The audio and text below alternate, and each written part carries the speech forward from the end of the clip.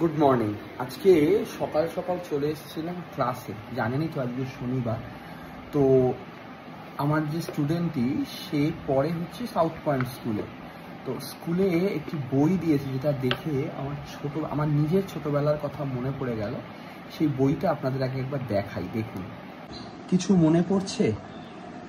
আমরা ছোটবেলায় আমি যে স্কুলে পড়তাম সেই স্কুলে এই বইটার নাম ছিল ফেবেলসের গল্প আর কি, কেমন। এখানে বইটার নাম দেওয়া হয়েছে এই যে মরাল স্টোরিজ ফর চিলড্রেন। তো আমরা প্রত্যেকেই কিন্তু ছোটবেলায় এই ধরনের গল্প পড়তে পড়তে বড় হই। আমাদেরকে শেখানো হয় যে আমাদের জীবনবোধ, আমাদের নীতিবোধকে কীভাবে তৈরি করতে হবে। কিন্তু সত্যিই কি আমরা জীবনবোধকে তৈরি করতে পারি? এটাই আমার বলার ছিল, যে শুধু বই পড়লে হবে না, জীবনের অভ্যেসে, জীবনের প্রত্যেকটা কর্মে এই জিনিসগুলোকে আমাদের অ্যাপ্লাই করতে হবে।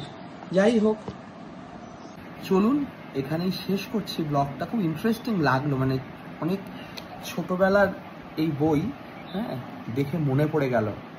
যাই হোক, টাটা।